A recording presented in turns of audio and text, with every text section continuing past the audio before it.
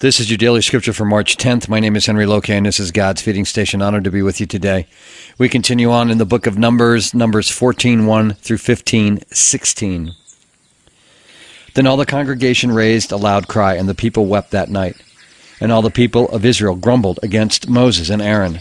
The whole congregation said to them, "Would that we had died in the land of Egypt, or would that we had died in this wilderness.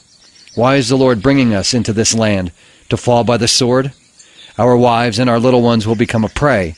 Would it not be better for us to go back to Egypt?" And they said to one another, "Let us choose a leader and go back to Egypt." Then Moses and Aaron fell on their faces before all the assembly of the congregation of the people of Israel. And Joshua the son of Nun and Caleb the son of Jephunneh, who were among those who had spied out the land, tore their clothes and said to all the congregation of the people of Israel, "The land which we passed through to spy it out is an exceedingly good land. If the Lord delights in us, he will bring us into this land and give it to us, a land that flows with milk and honey. Only do not rebel against the Lord, and do not fear the people of the land, for they are bread for us. Their protection is removed from them, and the Lord is with us. Do not fear them." Then all the congregation said to stone them with stones. But the glory of the Lord appeared at the tent of meeting to all the people of Israel. And the Lord said to Moses, "How long will this people despise me? And how long will they not believe in me, in spite of all the signs that I have done among them? I will strike them with the pestilence and disinherit them, and I will make of you a nation greater and mightier than they." But Moses said to the Lord, "Then the Egyptians will hear of it, for you brought up this people in your might from among them, and they will tell the inhabitants of this land. They have heard that you, O Lord, are in the midst of this people. For you, O Lord, are seen face to face, and your cloud stands over them, and you go before them, in a pillar of cloud by day, and in a pillar of fire by night. Now, if you kill this people as one man, then the nations who have heard your fame will say, 'It is because the Lord was not able to bring this people into the land that he swore to give to them, that he has killed them in the wilderness.' And now, please, let the power of the Lord be great as you have promised, saying, 'The Lord is slow to anger and abounding in steadfast love, forgiving iniquity and transgression, but he will by no means clear the guilty, visiting the iniquity of the fathers on the children to the third and fourth generation. Please, pardon the iniquity of this people, according to the greatness of your steadfast love, just as you have forgiven this people from Egypt until now.' Then the Lord said, 'I have pardoned, according to your word. But truly, as I live, and as all the earth shall be filled with the glory of the Lord, none of the men who have seen my glory and my signs that I did in Egypt and in the wilderness, and yet have put me to the test these 10 times, and have not obeyed my voice, shall see the land that I swore to give to their fathers. And none of those who despise me shall see it. But my servant Caleb, because he has a different spirit and has followed me fully, I will bring into the land into which he went, and his descendants shall possess it. Now, since the Amalekites and the Canaanites dwell in the valleys, turn tomorrow and set out for the wilderness by the way to the Red Sea." And the Lord spoke to Moses and to Aaron, saying, "How long shall this wicked congregation grumble against me? I have heard the grumblings of the people of Israel, which they grumble against me.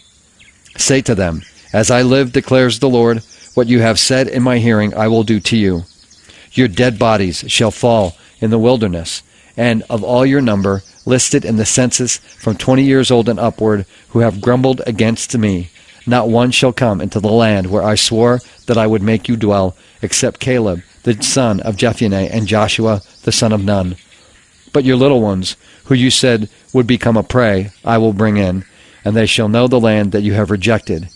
But as for you, your dead bodies shall fall in this wilderness. And your children shall be shepherds in the wilderness 40 years, and shall suffer for your faithlessness, until the last of your dead bodies lies in the wilderness. According to the number of the days in which you spied out the land, 40 days, a year for each day, you shall bear your iniquity 40 years, and you shall know my displeasure. I, the Lord, have spoken. Surely this I will do to all this wicked congregation who are gathered together against me. In this wilderness they shall come to a full end, and there they shall die." And the men whom Moses sent to spy out the land, who returned and made all the congregation grumble against him by bringing up a bad report about the land. The men who brought up a bad report of the land died by plague before the Lord. Of those men who went to spy out the land, Only Joshua the son of Nun and Caleb the son of Jephunneh remained alive. When Moses told these words to all the people of Israel, the people mourned greatly. And they rose early in the morning and went up to the heights of the hill country, saying, "Here we are. We will go up to the place that the Lord has promised, for we have sinned." But Moses said, "Why now are you transgressing the command of the Lord, when that will not succeed? Do not go up, for the Lord is not among you, lest you be struck down before your enemies. For there the Amalekites and the Canaanites are facing you, and you shall fall by the sword. Because you have turned back from following the Lord will not be with you." But they presumed to go up to the heights of the hill country, although neither the ark of the covenant of the Lord nor Moses departed out of the camp. Then the Amalekites and the Canaanites who lived in that hill country came down and defeated them and pursued them even to Hormah. The Lord spoke to Moses, saying, "Speak to the people of Israel and say to them, when you come into the land you are to inhabit, which I am giving you, and you offer to the Lord from the herd or from the flock a food offering or a burnt offering or a sacrifice, to fulfill a vow or as a freewill offering, or at your appointed feasts, to make a pleasing aroma to the Lord, then he who brings his offering shall offer to the Lord a grain offering of 1/10 of an ephah of fine flour mixed with 1/4 of a hin of oil.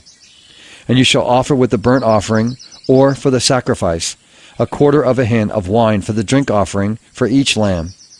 Or for a ram you shall offer a grain offering, 2/10 of an ephah of fine flour mixed with 1/3 of a hin of oil. And for the drink offering you shall offer 1/3 of a hin of wine, a pleasing aroma to the Lord.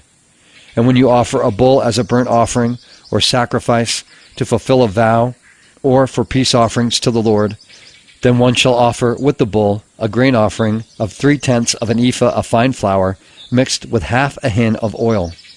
And you shall offer for the drink offering 1/2 a hin of wine as a food offering, a pleasing aroma to the Lord.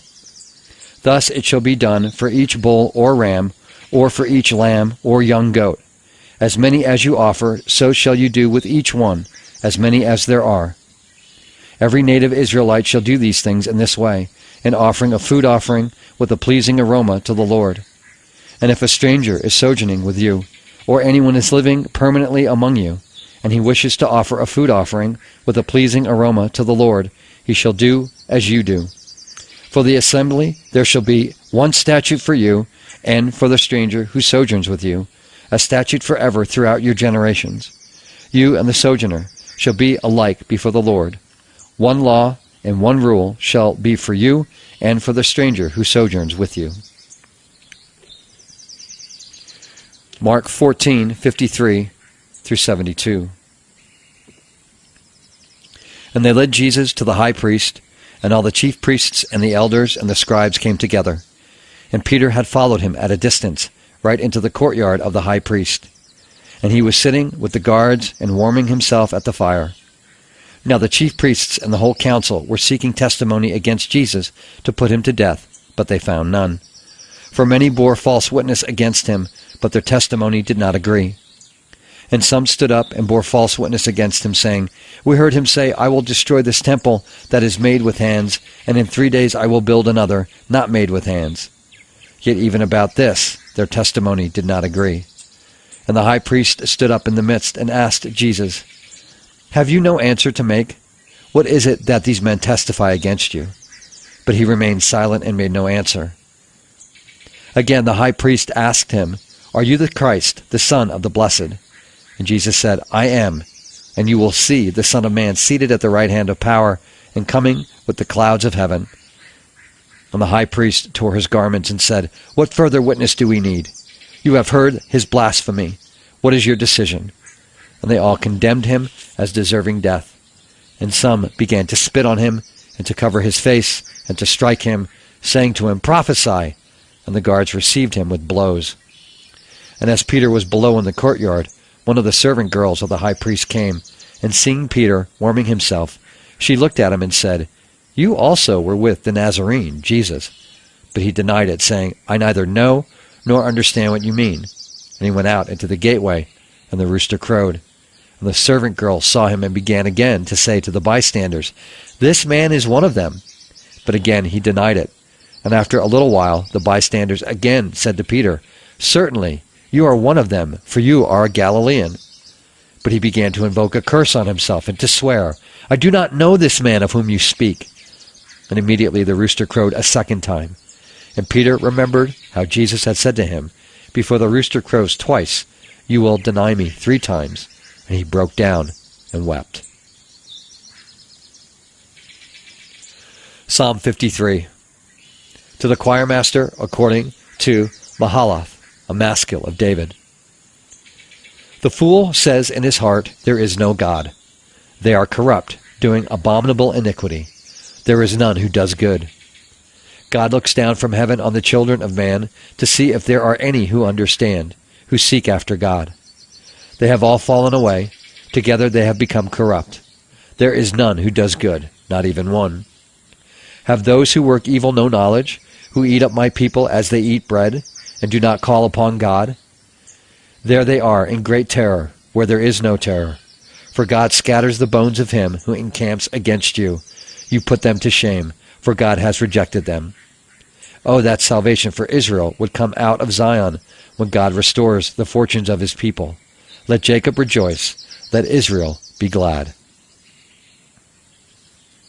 Proverbs 11:4. Riches do not profit in the day of wrath, but righteousness delivers from death.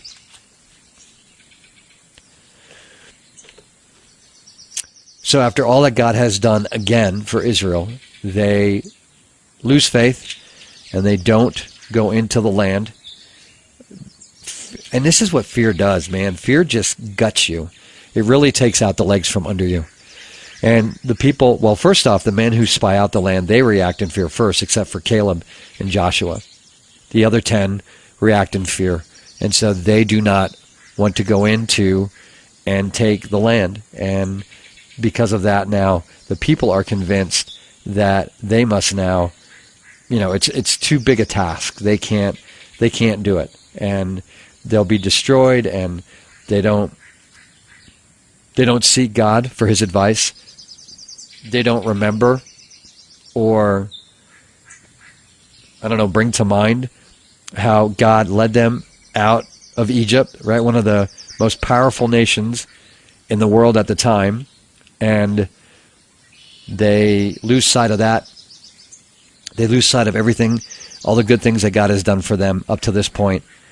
And now, because of that, and because of their lack of faith, because of their lack of reliance on God, now the generation that is alive will not seek or will not see the promised land. And so they will all die off before their children take possession of the land. And this is what lack of faith does. And, Peter exhibits some of this as well. He does not trust that God will protect him being a disciple of Jesus. It's fear that drives him to deny who Jesus is. And it's the same thing. And this is what fear does. It really guts you. And it really causes people to do just kind of goofy things. And it takes control of the mind and of the heart and really weakens things. And it's a hard thing to battle. It really is a hard thing to battle. But we must, by the strength of the Holy Spirit, we have to fight and hold on to our faith. We talked about this yesterday. The faith needs to take deep root in our hearts and in our minds, in our souls, and it needs to be our strength. And no matter what comes, we need to stand firm in faith, especially when we know that God's called us to do a particular thing, one thing or the other. We have to stand firm. It's hard. When fear takes hold and you let your mind dwell on those things that could happen, we what-if ourselves to death constantly. And this is why stress is such a bad thing. It does wacky things to the body. And it's this fear-based stuff that is not of God.